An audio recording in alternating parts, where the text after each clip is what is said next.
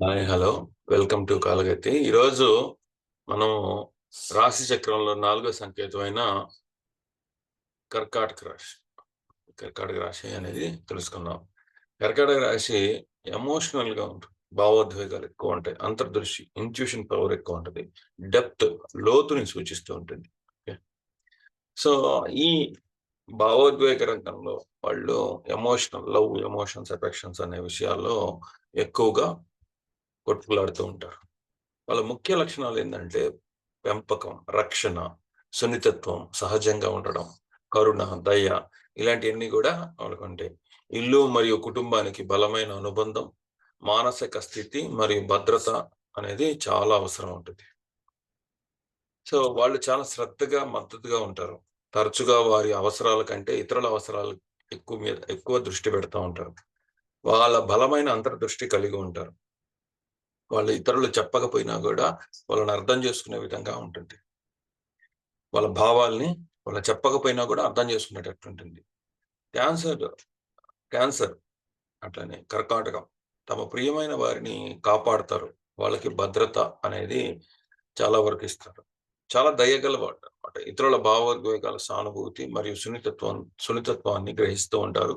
వాళ్ళు గూడా అలానే ఉంటారు. ఆ భావోద్వేగాలు వీళ్ళ ప్రతికూల లక్షణాలు ఎలా ఉంటాయి?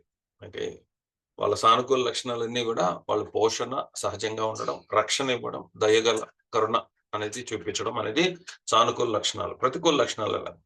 సో, మానసిక స్థితి వారి భావోద్వేగాలు హెచ్చుతగ్గులకు గురవుతూ ఉంటాయి. చాలా అనూహ్యంగా గూడా ఉంటాయి. అతి సున్నితత్వం అనేది మరి ఒక ప్రతికూల లక్షణం. సో, వాళ్ళు విషయాలు వ్యక్తిగతంగా తీసుకుంటారు. విమర్శలు అనే విషయాల్లో చాలా ఇబ్బంది పడతారు. అంటిపెట్టుకొని ఉండటం. భద్రత కోసం బలమైన అవసరం. వారు ఇతరులపై ఎక్కువగా ఆధారపడేలాగా చేస్తుంది. నిరాశావాదం. సో, దృష్టి పెట్టే ధోరణి లేదా అధిక ఆందోళన చెందడం అనేది వాళ్ళ ప్రతికూల లక్షణాలు. ఓకే. వాళ్ళ మానసిక స్థితి, అతి సున్నితత్వం, అంటిపెట్టుకునే ధోరణి, నిరాశావాదం ఇవన్నీ గూడా ప్రతికూల లక్షణాలు. కర్కాటకము ఎమోషనల్ ల్యాండ్‌స్కేప్ ఎలా ఉందో చూద్దాం. లోతైన భావోద్వేగ, మేధస్సు మరియు ఇతరులను పెంచి పోషించే సామర్థ్యం. భావోద్వేగ బాధకి గురి అవుతూ ఉండడం. గతాన్ని విడవటం చాలా కష్టంగా అనిపిస్తుంది. గతాన్ని వదిలేసి భవిష్యత్తులోకి రావడం కూడా చాలా ఇబ్బందిగా ఫీల్ అవుతుంటారు. తిరస్కరణ, అభద్రతా భావాలు ప్రియమైన వారి నుండి ఓకే. వాళ్ళకి బెదిరింపులు గూడా వస్తుంటాయి. ఓకే. వాళ్ళని ఎవరైతే ప్రేమిస్తారో. ఎందుకంటే వీళ్ళు చాలా ఇన్నోసెంట్‌గా ఉంటారనమాట. వాళ్ళ బలాలు ఇతరుల భావోద్వేగాలు లోతుగా కనెక్ట్ అయ్యే సామర్థ్యం ఉంటుంది. స్నేహితులు మరియు కుటుంబ సభ్యులు చాలా విధేయులుగా ఉంటారు. వాళ్ళ క్లోజ్డ్ సర్కిల్స్‌లో ఉండే వాళ్ళ మీద. తరచుగా కళాత్మకంగా ఉంటారు. సంగీతం, కళలు, రచన వీటి విషయాల్లో వాళ్ళు వాళ్ళ పవర్‌ని చూపిస్తూ ఉంటారు. వారికి ముఖ్యమైన లక్ష్యాలను అనుసరించేటప్పుడు నిశ్చయించుకొని పట్టుదలతో మొండితనం గూడా చూపిస్తారు. బలహీనతలు తమను తాము అనుమానించవచ్చు మరియు నిరంతరము అభద్రతా భావానికి లోనవుతూ ఉండొచ్చు. సో, మానిప్యులేషన్ వారి దారిలో రావడానికి భావోద్వేగ ప్రభావాన్ని వాళ్ళు ఉపయోగిస్తారు. పగను కలిగి ఉండొచ్చు. క్షమించడం కష్టం అనేది అవుతూ ఉంటుంది. సంఘర్షణ లేదా ఒత్తిడి ఎదుర్కొన్నప్పుడు వారి షెల్ వెనుక తిరగడానికి ఇష్టపడుతూ ఉంటుంది. ఓకే. అంటే ఏదైనా ఇబ్బంది వచ్చింది అంటే వాళ్ళు వెనక్కి తగ్గుతారు. సో, బలాలను పెంచుకోవడం మరియు బలహీనతలను అధిగమించడం ఎలాగా? సంరక్షణ లేదా కౌన్సెలింగ్‌తో కూడిన కెరియర్‌లో ఓకే. లేదా కళాత్మక సాధనలు, సృజనాత్మకత వ్యక్తపరిచే అలాంటి కెరియర్స్‌ని ఎంచుకోవడం మంచిది. ఆత్మవిశ్వాసం మరియు దృఢ నిశ్చయంతో ఉండాలి. ఓకే. ఒత్తిడి మరియు సంఘర్షణ కోసం ఆరోగ్యకరమైన అభివృద్ధిని మెరుగుపరుచుకోవాలా. సంబంధాల్లో ఇలా ఉంటుంది. సో, వాళ్ళు ప్రేమించే విధానం. లోతైన శృంగారభరితమైన భావోద్వేగ భద్రత అనే విషయాల్ని వాళ్ళు ఈ ప్రేమించే విషయాల్లో కోరుకుంటారు. భావోద్వేగ సన్నిహిత్యాన్ని విలువ ఇస్తారు. మరియు వాళ్ళకి ఒకళ్ళని యాక్సెప్ట్ చేయడానికి లోతుగా వాళ్ళని ప్రేమించడానికి కొద్ది టైం పట్టొచ్చు. కానీ ప్రేమిస్తే మాత్రం అసలు వదలరు. సంఘర్షణ అనేది దానికి పరిష్కారం ఎలా వెతుకుతారు? సామరస్యానికి వాళ్ళు ప్రాధాన్యత అనేది ఇవ్వాలి. ఘర్షణ నివారించొచ్చు. సమస్యలను వాళ్ళు బహిరంగ పరిష్కరించలేరు. ఓకే. అది వాళ్ళ ప్రాబ్లమ్. సో, వాళ్ళ స్నేహాలు ఇలా ఉంటాయి. దీర్ఘకాల సంబంధాలకు విలువనిచ్చే నమ్మకమైన మరియు సహాయక స్నేహితులని వాళ్ళు కోరుకుంటారు. వాళ్ళు గూడా అలానే ఉంటారు. పెద్ద సామాజిక సమావేశాల కంటే చిన్న, సన్నిహిత సమూహాలను ఇష్టపడొచ్చు. అసురక్షితం మరియు బాధ అనిపిస్తే వాళ్ళు వెనుదిరుగుతారు. వాళ్ళ కుటుంబ సంబంధాలు ఎలా ఉంటాయి? కుటుంబం చాలా ముఖ్యమైనది. తరచుగా వాళ్ళు సంరక్షణ పాత్రను పోషిస్తూ ఉంటారు. ప్రేమ గల మరియు పెంపకము, ఇంకా సురక్షత అనేది వాళ్ళకి పేరెంటింగ్ లక్షణాలు. అధిక రక్షణ అనేది వాళ్ళు తన తోడబుట్టిన వాళ్ళకి గూడా ఇస్తూ ఉంటారు. కెరియర్, లైఫ్ పాత్ ఎలా ఉంటదో చూద్దాం. కెరియర్‌లో బలాలు, బలహీనతలు ఎలా ఉంటాయి? బలాలు, బలమైన ఇంట్యూషన్ పవర్, అంతర్దృష్టి కలిగి ఉండడం, అంకిత భావంతో పనిచేయడం అనేది బలం. ఇతరులని పోషించడం, మద్దతివ్వడం, అవసరమయ్యే పాత్రలతో అద్భుతంగా ప్రవర్తించడం అనేది వాళ్ళ బలాలు. బలహీనతలు, విమర్శలు, అధిక ఒత్తిడి అనేది తట్టుకోలేరు. పని సంబంధిత సమస్యలను వ్యక్తిగతంగా తీసుకునే ధోరణి ఉంటుంది. ఎమోషనల్‌గా తీసుకుంటారు. ఆదర్శ కెరియర్‌లు ఎలా ఉంటాయి? వాళ్ళొక కౌన్సిలర్‌గా, ఒక నర్స్‌గా, ఒక టీచర్‌గా, ఒక సోషల్ వర్కర్‌గా, ఒక చెఫ్‌గా, ఒక ఆర్టిస్ట్‌గా, ఇంటీరియర్ డిజైనర్‌గా బాగా పనిచేస్తారు. పరిశ్రమలు, ఆరోగ్య సంరక్షణ, విద్య, ఆతిథ్యం, లాభాపేక్ష లేని సంస్థల్లో పనిచేయడం, కళలు, సృజనాత్మకత, కళలు, టీవీ, సినిమా ఇట్లాంటి విషయాల్లో గూడా వాళ్ళు బాగా కెరియర్‌లో ముందరకెళ్తాయి. వ్యక్తిగత వృద్ధి మరియు స్వయ అభివృద్ధిని సాధించడం ఎలాగా? లక్ష్యాలు. భావోద్వేగ భద్రతను నిర్మించడం, స్థిరమైన గృహ జీవితాన్ని ఏర్పాటు చేసుకోవడం, ఇతరులకి సహాయం చేయడం వల్లనే వాళ్ళు లక్ష్యాలనేవి పెట్టుకోవాలా. వాళ్ళకి ప్రేరణ ఎలా లభిస్తది? ప్రియమైన వారిని పోషించే మరియు రక్షించాలనే కోరిక వల్ల ఈ ప్రేరణ అనేది వస్తుంది. వాళ్ళ క్రమశిక్షణ, సరిహద్దులు మరియు స్వీయ సంరక్షణ పద్ధతులను సెట్ చేయడంలో పని చేయాల్సి రావచ్చు. వాళ్ళ జీవిత మార్గం ఎలా ఉంటది? వాళ్ళ ప్రయోజనం, అర్థం మరియు ఆధ్యాత్మిక దిశ ఎలా ఉంటదో చూద్దాం. ఇతరులకి రక్షణ, మద్దతు మరియు సురక్షితమైన వాతావరణాన్ని సృష్టించడంలోనే వాళ్ళు ప్రయోజనం పొందుతారు. భావోద్వేగ సంబంధాలు, ఎమోషనల్ అప్‌లిఫ్ట్స్ అంటే కుటుంబ జీవితంలో పరిపూర్ణత అనేది వాళ్ళు అర్థం అనేది వెతుక్కోవాలి. ఆధ్యాత్మిక దిశ ఎలా ఉంటుందంటే కరుణ, స్వస్థత మరియు అంతర్దృష్టిని నొక్కి చెప్పే వాటికి ఆకర్షితులు కావచ్చు. వాళ్ళు భావోద్వేగాలు మరి అంతర్దృష్టితో అనుసంధానించబడిన లోతైన ఆధ్యాత్మిక విశ్వాసాలను కలిగి ఉండడం. కనికరం, దయ మరియు వాళ్ళు ఆధ్యాత్మిక అభ్యాసంలో ఓకే. ఇవి ప్రధానంగా ఉంటాయి. ధ్యానం, ప్రార్థన మరియు భావోద్వేగ స్వస్థత ప్రోత్సహించే కార్యక్రమాల్లో వాళ్ళు పాల్గొంటారు. అంతర్గత శాంతిని పెంపొందించడం ఎలాగా? మనస్సును శాంతిపరిచే మరియు భావోద్వేగాలను శాంతపరిచే బుద్ధిపూర్వక అభ్యాసాల నుండి ప్రయోజనం పొందాలా. జర్నలింగ్ మరియు ఆత్మ పరిశీలన భావాలను ప్రాసెస్ చేయడంలో ఆహ్, అంటే మనం డైరీ రాసుకోవడం, ధ్యానం చేయడం ఇట్లాంటి విషయాలు బాగా పనికొస్తాయి. ఇతరుల పట్ల శ్రద్ధ వహిస్తూ ఓకే. ఆ పనులు నిర్వర్తించడంలో రక్షణకి ప్రాధాన్యత ఇస్తూ వాళ్ళు ముందరికి వెళ్తారు. వాళ్ళకి బలమైన సహజమైన సామర్థ్యాలు ఆధ్యాత్మిక ప్రయాణానికి మార్గనిర్దేశకం చేస్తాయి. వాళ్ళ అంతర్దృష్టి అనేది బలమైన సహజమైన సామర్థ్యం. విశ్వంతో లోతైన భావోద్వేగ బంధాన్ని కలిగి ఉంటారు. ఓకే. వాళ్ళ అనుభూతి కూడా ఎమోషనల్ గానే అనుభూతి చెందుతారు. వారి వారి యొక్క అంతర్గత స్వరాన్ని విశ్వసించడం మరియు ఆధ్యాత్మిక అభివృద్ధిని దారితీస్తుంది. వీళ్ళు ఎదుర్కొనే సవాళ్లు మరియు అవకాశాలు. వాళ్ళు సొంత భావోద్వేగాలు మరియు ఇతరుల భావోద్వేగాలతో ఎక్కువ మునిగిపోతూ ఉంటారు. గాయపడుతుంది అనే భయంతో రిస్క్ తీసుకోకుండా ఉంటారు. గాయం తగులుతుంది అని. గతాన్ని పట్టుకోవడం వ్యక్తిగత ఎదుగుదలకి ఆటంకం కలిగిస్తుంది. భావోద్వేగాలు ఎప్పుడు గూడా ట్రిగ్గర్ అవుతూ ఉంటాయి. భావోద్వేగ ఒత్తిడి ఓకే. దాన్ని ఎలా మనం కంట్రోల్ జేసుకోవాలి అనే స్ట్రాటజీ తెలుసుకోవాలి. అవసరాలు వ్యక్తీకరించడం మరియు ఆరోగ్యకరమైన సరిహద్దులు సెట్ చేయడం నేర్చుకోవాలా. ఎదురు దెబ్బల నుండి తిరిగి పుంజుకోవడానికి వాళ్ళ అంతర్గత శక్తిని ఉపయోగించాల. మార్పుని స్వీకరించడం, కొత్త అవకాశాలని పట్టుకోవడం అనే విషయాల మీద ఎక్కువ ఫోకస్ చేయాల. వ్యక్తిగత లక్ష్యాల వైపు వారు మొండి పట్టుదల చూపిస్తారు. అది అలానే కంటిన్యూ చేయాలి. సో, వాళ్ళ అంతర్గత జీవితం పైన దృష్టి సారించే ఎమోషనల్ అటాచ్‌మెంట్ మరియు పోషణ, రక్షణ ఇచ్చే శక్తి. ఇతరులని ఆ భావోద్వేగాలు అర్థం చేసుకోవడం, వాళ్ళకి చెప్పకపోయినా కూడా అర్థం చేసుకోవడం.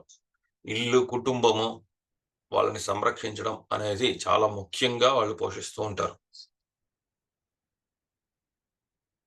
ఇది చంద్రుని చేత పాలించబడతా ఉంది. అందువల్ల మానసిక స్థితి మరియు భావోద్వేగాలను ఎక్కువ ప్రభావితం చేస్తుంది. సో, స్వీయ రక్షణ మరియు దుర్బలత్వాన్ని సూచించే ఈ ఈ ఎండ్రకాయ అనేది దీనికి సింబల్‌గా పెట్టారు.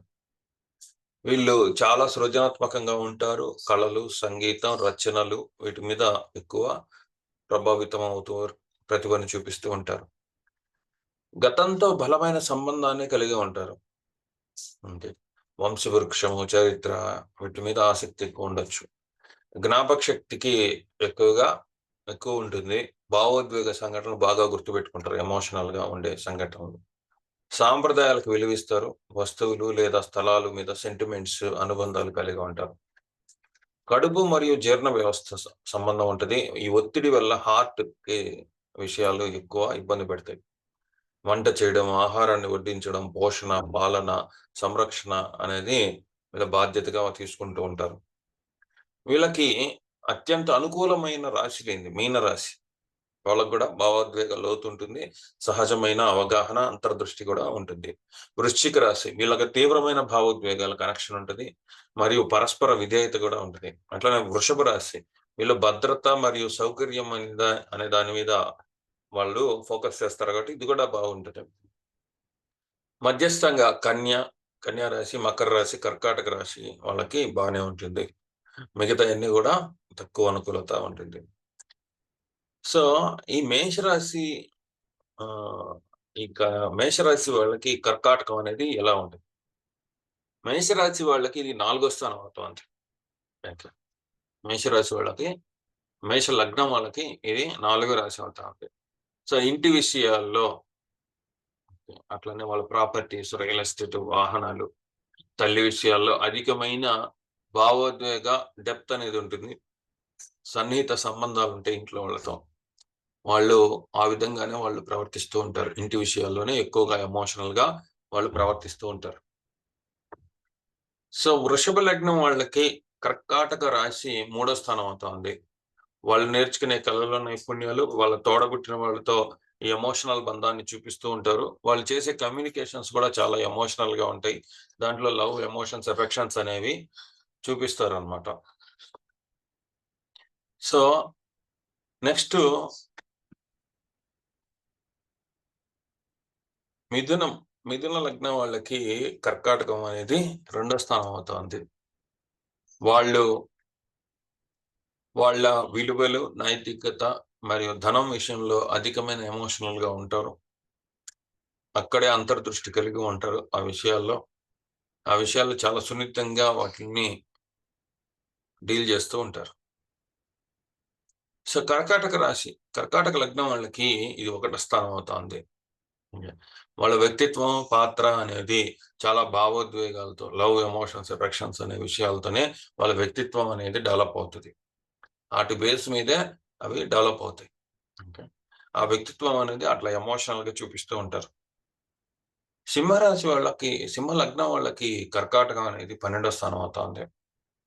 అంటే లవ్, ఎమోషన్స్, ఎఫెక్షన్స్ అనే విషయాల్లోనే ధన, సమయ వ్యయాలు వృధా అవుతాయి.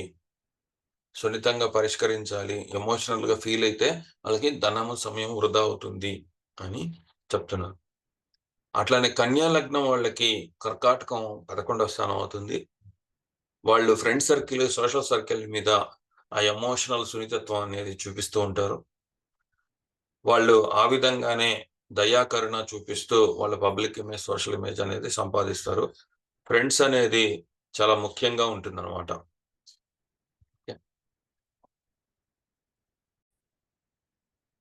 తులా లగ్నం వాళ్ళకి కర్కాటకం అనేది 10వ స్థానం అయితుంది. వాళ్ళు, వాళ్ళు నేమ్ అండ్ ఫేమ్ అందరిని కూడా లవ్, ఎమోషన్స్, ఎఫెక్షన్స్ అందరితో ప్రేమ, దయ, కరుణ అనేది చూపిస్తూ ఉంటేనే వాళ్ళకి నేమ్ అండ్ ఫేమ్ అనేది వస్తది. ఓకే. సో, అలానే వాళ్ళకి సంఘంలో గౌరవం, మర్యాద, ఉన్నతమైన స్థానం ఇలాంటియన్నీ గూడా వాళ్ళు కరుణ, దయతో ఉంటేనే వస్తుంది. సో, వృశ్చిక రాశి వాళ్ళకి కర్కాటకం అనేది 9వ స్థానం అవుతుంది. వాళ్ళు ఈ ప్రేమ, భావోద్వేగాలు, ఓకే, సున్నితమైన సంబంధాలు ఈ విషయాల్లోనే వాళ్ళు ఉన్నత జ్ఞానం అనేది నేర్చుకుంటారు. ఓకే. వాళ్ళు ఆ విషయాల్ని ప్రేమించిన వాళ్ళని విలువివ్వడం ఎలాగా, సో, వాళ్ళని రక్షించడం ఎలాగా, వాళ్ళ కోసం మనము ఎంత ఎమోషనల్‌గా ఉండాలి అనేది వాళ్ళు నేర్చుకుంటారు. ఓకే. ఉన్నత జ్ఞానం నేర్చుకుంటారు. సో, ధనస్సు రాశి వాళ్ళకి కర్కాటకం 8వ స్థానం అవుతుంది. ధనస్సు లగ్నం వాళ్ళకి. సో, లవ్, ఎమోషన్స్, ఎఫెక్షన్స్ విషయంలోనే వాళ్ళకి ఆకస్మిక సంఘటనలనేవి ఎదుర్కోవాల్సి వస్తుంది. ప్రేమ, అనుబంధం, ఆప్యాయత అనే విషయాల్లోనే వాళ్ళకి ఆకస్మిక సంఘటనలు వాళ్ళు ఎదుర్కోవాల్సొస్తుంది. అలానే మకర రాశి వాళ్ళకి ఇది 7వ స్థానం అవుతుంది. వాళ్ళు ఎమోషనల్‌గా ఉండడం. ప్రేమ, దయ, ఆప్యాయత చూపిచ్చే వాళ్ళని వాళ్ళ రిలేషన్‌షిప్‌లోకి తీసుకురావాలి అని కోరుకుంటారు. అలాంటి వాళ్ళనే వాళ్ళు ఆ కనికరం, దయ చూపిచ్చే వాళ్ళని వాళ్ళు ఆ రిలేషన్‌షిప్ అంటే భర్తగా గాని, భార్యగా గాని అలాంటి వాళ్ళతోనే ఉండాలి అనుకుంటారు. కుంభరాశి వాళ్ళకి ఇది 6వ స్థానం అవుతుంది. వీళ్ళ లవ్, ఎమోషన్స్, ఎఫెక్షన్స్ అనే విషయంలోనే శత్రు రుణ రోగాలనేవి ఎదుర్కోవాల్సొస్తుంది. దీంట్లోనే కాన్‌ఫ్లిక్ట్స్ అనేవొస్తాయి. వాళ్ళు ప్రేమ, దయ, కరుణ చూపిచ్చే విషయంలోనే ప్రేమించిన వాళ్ళదే శత్రువులనేవాళ్ళు వస్తారు. కుంభలగ్నం, కుంభలగ్నం వాళ్ళకి ఇది 6వ స్థానం అయితోంది. మీన లగ్నం వాళ్ళకి ఇది 5వ స్థానం అవుతోంది. వాళ్ళ ప్రేమించిన వాళ్ళ విషయంలో గానియండి, వాళ్ళ సంతానం విషయంలో గానియండి, వీళ్ళే తల్లి పాత్రలాగా పోషిస్తారు. చాలా ఎమోషన్స్, లవ్, ఎమోషన్స్, ఎఫెక్షన్స్ అనేవి ఎక్కువ చూపిస్తారు వాళ్ళు. వాళ్ళ క్రియేటివిటీ, వాళ్ళ ఇంటెలిజెన్స్ మీద గూడా చాలా ఎమోషనల్‌గా ఉంటారు. వాళ్ళ సంతానం విషయంలో, వాళ్ళు ప్రేమించిన వాళ్ళ విషయంలో గూడా వాళ్ళు చాలా ఎమోషనల్‌గా ఉంటారు. సో, ఈ విధంగా మనం వివిధ లగ్నాల వాళ్ళకి ఇలా మనం చూడొచ్చనమాట. కర్కాటక రాశిలో వివిధ గ్రహాలంటే ఎలా ప్రవర్తిస్తాయో చూద్దాం. కర్కాటక రాశిలో రవి ఉంటే హ్మ్. లవ్, ఎమోషన్స్, ఎఫెక్షన్స్ ప్రేమించిన వాళ్ళ దగ్గర అహాన్ని చూపించడం, గుర్తింపు కావాలి అని కోరుకోవడం, సున్నితత్వము, పోషణ మరియు విలువలు చూపించాల్సిన దగ్గర గౌరవం, మర్యాద కోరుకుంటూ ఉండడం. ఓకే. నన్ను గౌరవిస్తేనే మిమ్మల్ని ప్రేమిస్తాను అని చెప్పడం. ఓకే. ప్రేమించిన వాళ్ళ విషయాల్లోనే గౌరవ మర్యాద తెచ్చుకోవాలి అని చెప్పి చూడడం అనేది చేస్తారు. కర్కాటకంలో చంద్రుడు ఉంటే భావోద్వేగాలు, అంతర్దృష్టి, ఓకే, సహనము, దయ, కరుణ ఇలాంటివన్నీ గూడా అధికంగా ఉంటాయి. ఓకే. ఈ విషయాల్లోనే వాళ్ళు ముందరికి వెళ్తారు. కర్కాటక రాశిలో బుధుడు ఉంటే ఎమోషనల్ కమ్యూనికేషన్ ఉంటది. ఎమోషనల్‌గా ఆలోచించడం, ఎమోషనల్‌గా చురుకుదనం అనేది చూపించడం, దాంట్లో తెలివితేటలు చూపించడం, భావోద్వేగం, సున్నితత్వంతో కమ్యూనికేట్ చేయడం అనేది చేస్తారు. కర్కాటక రాశిలో శుక్రుడుంటే సో, వాళ్ళు వాళ్ళ రిలేషన్‌షిప్ విషయాల్లో చాలా ఎమోషనల్‌గా ఉంటారు. ప్రేమ, సంబంధాలు, విలువలనేది ఎక్కువ ఇస్తారు. భావోద్వేగ కనెక్షన్స్ ఉంటాయి. సంబంధాలుంటాయి. భద్రత విలువలనేవి చాలా జాస్తిగా ఉంటాయి. శుక్రుడు ఉండడం వల్ల ధనము, సో, సంతోషము, సుఖము అనే విషయాలకి ఎక్కువ ప్రాధాన్యత అనేది ఇవ్వడం అనేది జరుగుతూ ఉంటుంది. కర్కాటకంలో కుజుడు ఉంటే ప్రేమించిన వాళ్ళ విషయంలో శక్తిని చూపించడం, దూకుడు చూపించడం, ప్రేమ, అభిమానం, ఆప్యాయత అనే విషయాల్లో ఎమోషనల్‌గా సెన్సిటివ్‌గా ఉండడం. ఆ సెన్సిటివ్‌ని ఎవరైనా టచ్ చేస్తే వాళ్ళ మీద యుద్ధం చేయడం అనేది జరుగుతూ ఉంటుంది. సో, ఇబ్బందికరంగా ఉంటుంది కుజుడు ఉంటే. వాళ్ళ చర్యలు ఏవైతే ఉంటాయో భావోద్వేగ అవసరాల మీద ప్రేరేపించబడుతుంటాయి కోపంతో. ఓకే. ప్రేమించిన వాళ్ళ విషయంలో లవ్, ఎమోషన్స్, ఎఫెక్షన్స్ ఎవరైతే చూపిస్తున్నారో వాళ్ళతో కోపము, దూకుడు ఇలాంటియన్నీ గూడా చూపిస్తారు. అదే కర్కాటకంలో గురువుంటే, గురువంటే ఏందంటే విస్తరణ, పెరుగుదల, ఆశావాదం. ఓకే. వాళ్ళు వాళ్ళు ఆహ్, లవ్, ఎమోషన్స్, ఎఫెక్షన్స్ విషయంలోనే ఉన్నత జ్ఞానం అనేది సాధిస్తారు. ఉదారంగా ఉంటారు. ప్రేమించిన వాళ్ళ విషయంలో పెంపకం, సంరక్షణ, శ్రద్ధ వహించడం, అట్లనే వాటి విషయాల్లో వృద్ధి సంపాదించడం అనేది చేస్తారు. హ్మ్. ఇక్కడ గురువు ఉచ్చ పొందుతాడు. అదే కర్కాటకంలో శని ఉంటే లవ్, ఎమోషన్స్, అఫెక్షన్స్ విషయంలో క్రమశిక్షణ, బాధ్యత అనేది చూపించాలి. పరిమితికి లోబడి ప్రేమించాలి. రూల్స్, రెగ్యులేషన్స్ పాటించాలి. డిసిప్లైన్డ్‌గా ఉండాలి. ఓకే. ఆర్గనైజ్డ్‌గా, స్ట్రక్చర్డ్‌గా ఉండాలి లవ్, ఎమోషన్స్, అఫెక్షన్స్ విషయంలో. అదే రాహు ఇంటే లవ్, ఎమోషన్స్, అఫెక్షన్స్ విషయంలో చాలా కోరికలొస్తాయి.